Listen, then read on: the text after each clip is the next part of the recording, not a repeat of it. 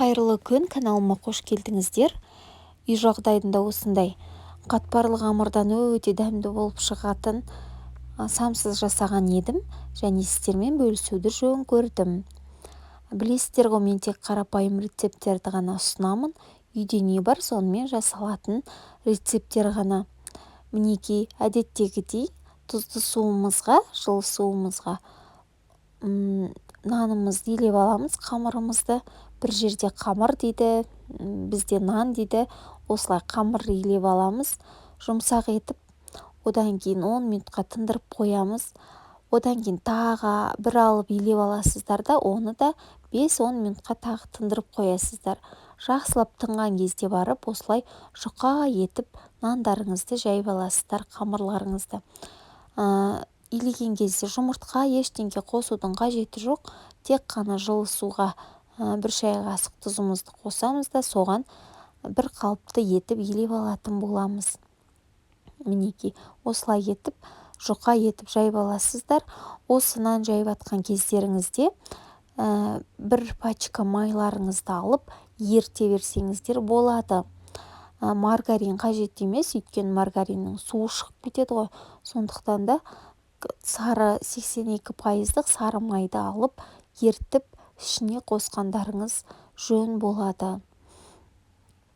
Мінекей, жұқа етіп жайылған кезде барып, осы сары майымызды барлық жеріне жеткілікті етіп жағып аламыз. Бір пачка майларыңыз кәдімгідей жетеді. Одан артық қолданбай қойсаңыздар болады. Міне осылай етіп барлық жеріне жағып шығамыз. Одан кейін осылай домалақ етіп, жұқа етіп орап аламыз.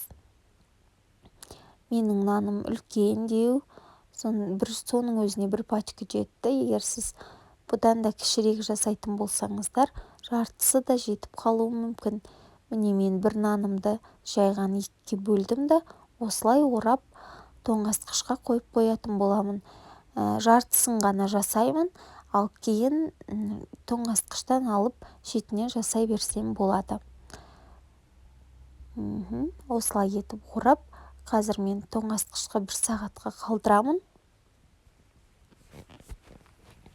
Майы сіңіп, қатпарлы қамырға дайын тұратын болады. Ал ішіндегі салмасына менде фаршпен өткізілген, яғни ет тартқыштан фарш және пиязды өткізіп, осылай жақсылап араластырып аламын. Қара бұрыш, қызыл бұрыш, тұз керек болса тұздарыңызды қосып, салмасына әртүрлі салма жасай берсеңіздер болады. Одан кейін тоңазытқыштан 1 сағаттан кейін алып, осылай ұзын тұрған күйінен кесіп аласыздар да, домалақ етіп күлшелеп қоятын боламыз. Негізінде домалақ етпей-ақ осылай жасай берсеңіздер болады бірден. Міндетті түрде қатпарлы қамыр шығады, осылай істесеңіздер. Одан кейін әртүрлі формаға салып, өздеріңіз самсаларыңызды пісіре бересіздер. Мен 3 бұрышты етіп жасадым. Өте дәмді, жұмсақ болып шықты. Егер менің рецепттерім ұнап, каналым ұнап жатса, достар, міндетті түрде менің каналыма жазылып, лайк басып, комментарий қалдырып, қолдауды ұмытпаңыздар. Қазақша каналымыз ары қарай өрлеп дами бергенін қолдаңыздар.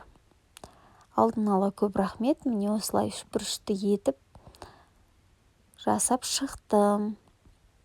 Сіздер де жасап көріңіздер.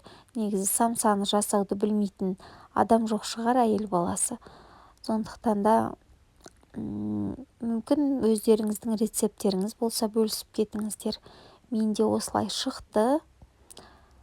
Жас келіндер болса, кішкентай қыздар болса, мүмкін пайдам тиіп қалар деген ниетпен рецептімді салып отырмын. Сондықтан да жасап көріңіздер. Пайдам тиіп жатса, өте жақсы. Мінекей, осылай 180 градуста 45 минутқа дейін пісіріп аласыздар. Сол кезде осындай самсаларыңыз дайын болып шығады. Дүкеннен сатып алғанға қарағанда үй жағдайында пісірген өте дәмді екен. Рахмет.